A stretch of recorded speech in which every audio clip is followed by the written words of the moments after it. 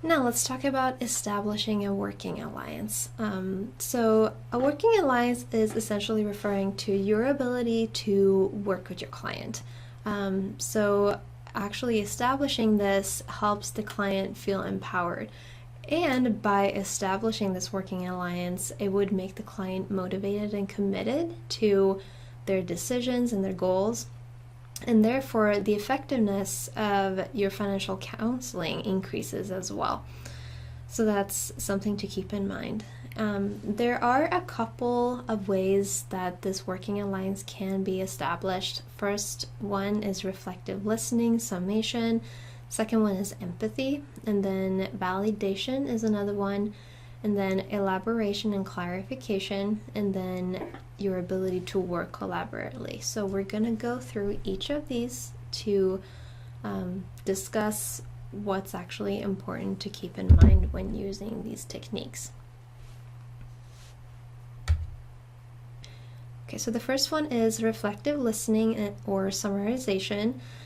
So this is more like an accurate interpretation and reframing of what the client is saying, and it demonstrates that the counselor understands the core message that the client is trying to communicate to the counselor.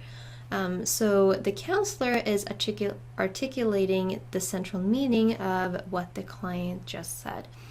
I have included a couple of examples to demonstrate reflective listening. So the first one is, let me see if I understand you correctly. So this statement is asking the client, it's basically asking the client if you have understood what they just communicated to you. So by reflecting back what they just said or what they just shared with you, you're letting the client know that you're kind of double checking to make sure that you understand what they just said. Another one you can use is it sounds like. So let's say that they come in, they're in financial distress, and you can say something like, it sounds like you're under a lot of pressure right now.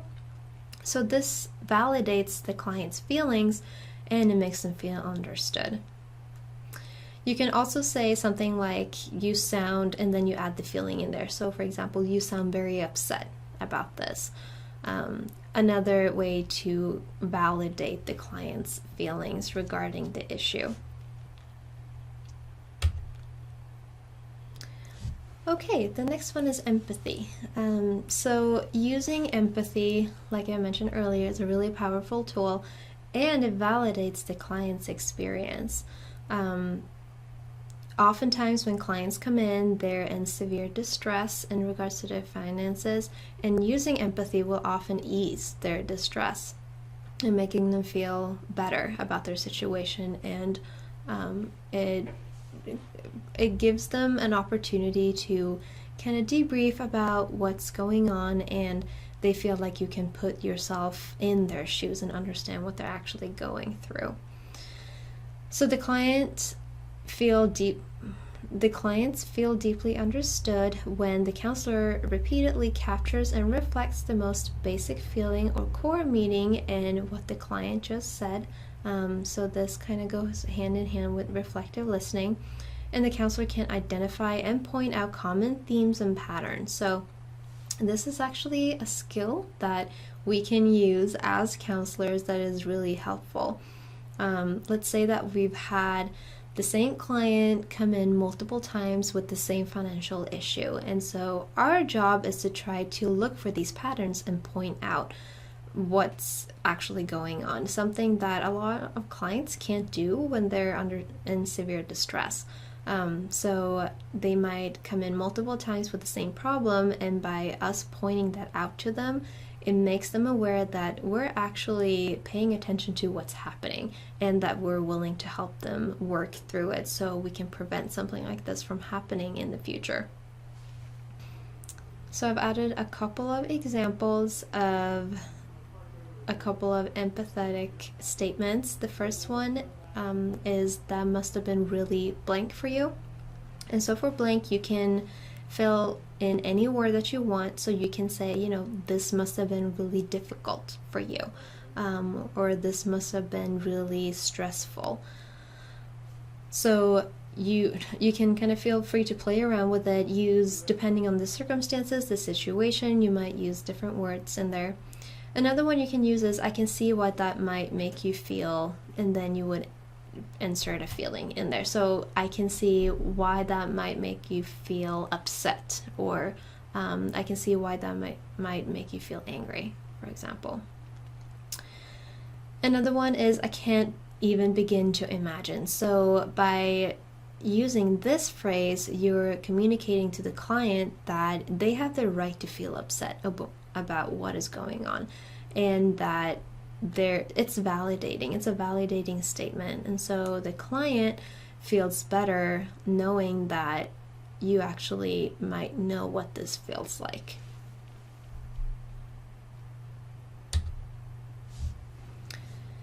Okay, and then the next one is validation, and I want you to know that a lot of these are used at the same time. So whenever we're using empathetic statements, we're automatically validating their experience, but this is a way for us to kind of break these concepts apart and to look at each one of them individually.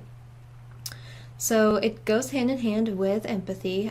Also makes the client feel understood, and it lets the client know that you accept them for who they are, and that feeling a certain way is okay. If they are in a situation where it's completely understandable that they're upset, that they're angry, let them know that that's completely fine. It's validating for them to know that the reaction is normal given the circumstances. And I've included a couple of statements that you can use that often are interpreted as validating to the client. So, given your past experience, I could see how this might make you feel upset or angry, so you can insert that feeling there. So by using this phrase, you're actually communicating to them that, it's happened in the past, and it makes complete sense that you're feeling this way.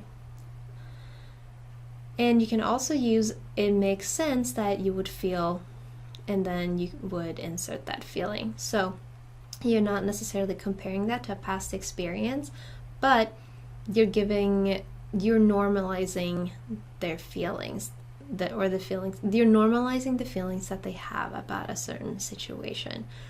So if someone is trying to take advantage of you financially, it makes sense to be angry about something like that. And so by using these phrases, it's helping normalizing, it normalizes the client's experience of what they're actually going through. Okay, and then we have elaboration and clarification. So sometimes clients come in and you have absolutely no idea what's going on. You don't necessarily understand what they're trying to communicate to you, and it's okay to let the client know that you're not fully understanding their concern. So don't be afraid to ask the client for elaboration or clarification of any kind. It just communicates to the client that you care enough to actually clarify certain things, and finding out why they're so concerned. And even here, I have included a couple of example statements that you can use. So the first one is, I'm not sure I understand what you mean when you say, and then insert whatever is appropriate there. You could also ask them to explain something to you again. So you could ask them, could you explain that to me again? And then maybe you can even add, I'm not sure I fully understand what's going on. Could you help explain this to me again? So it's almost like you're making it about you and not about them, but in a good way, saying that you're having a difficult time understanding them, not that they are the ones who are bad at explaining. Another thing you can ask them to do is to elaborate. So you could say, could you elaborate a little bit on that? If there's something that you're not fully understanding, maybe you need more information, don't be afraid to ask for more information and for clarification, just because you want to make sure that you understand the client 100%.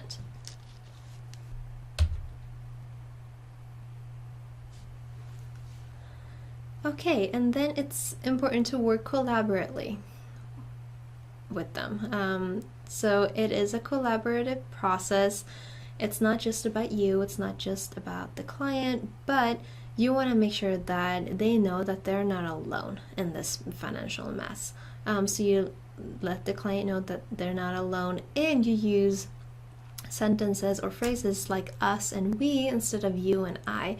So you could say something like, okay, let us figure out what to do in this situation, or what do you think we can do in order to make this better?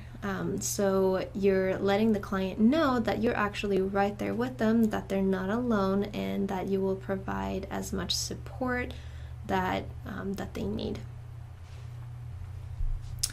Okay, and then to conclude, being a good counselor, it's not a job, it is who we are. So oftentimes, most likely what you're going to experience is that you're going to be using these techniques with not just with your clients, but also with other people in your life. Using validating phrases, empathetic phrases, it actually goes a long way no matter who you're talking to. You do not have to be a counselor in order to use these phrases or these techniques. And remember to just be yourself and be who you are, and don't think of being a good counselor as a job, but more as a part of who you are. And utilize some basic techniques to help your client feel heard and understood. So we went over a couple of those today, the ones that I think are the most essential ones. So we have the reflective listening skills and summarization. We have the empathetic statement. We have the validation statements. Asking the client for elaboration and clarification is really important in order to understand them 100%, and to work collaboratively too. So you want to make sure that you utilize all these techniques in order to provide the best services for your client.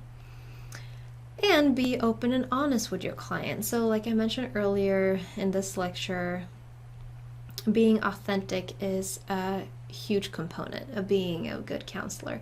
If you're not being honest with them, most likely the client will know. And so if they know that you're not being honest with them, they won't trust you. And if they don't trust you, they're not going to trust you with their money. They're not going to ask you for advice, or they're not going to come back to you even. So if they don't feel like you have their best interest in mind, it's very possible that you could potentially lose that client and they might go somewhere else.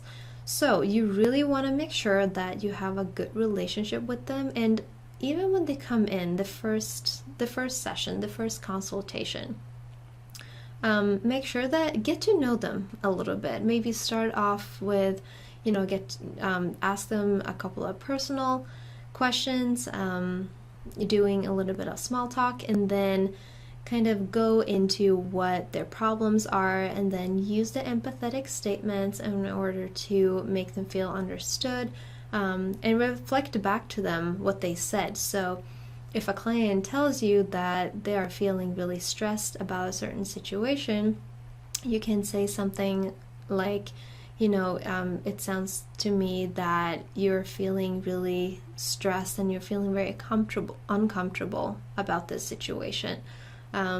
So use your gut feeling as well as these techniques, and be real and be genuine with your clients, because they will definitely know when you're not.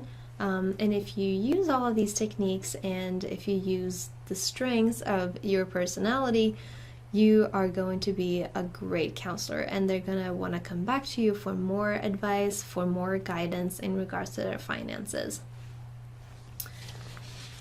Okay, and that was all I had for this lecture. So I want you to look back at the piece of paper that you took out in the beginning of the lecture and see if your answers match what we just talked about in this lecture. And if they don't, how are they different? And if so, why do you think they were different? If they're the same, great. If not, then use this opportunity to really reflect upon your own values, your own biases, your own perception of what counseling and coaching actually is. Our job is to try to help the clients feel comfortable in order for them to trust us with their financial problems. And so if we don't provide that for them, it's going to be really difficult to be a good counselor. All right, I hope this lecture was helpful and that you go home and practice some of these techniques with friends, with family members, to see if it makes any difference. You'll probably notice that there's a huge difference. They will feel like you actually understand where they're coming from. And I thank you for listening to this lecture. And all right, thank you.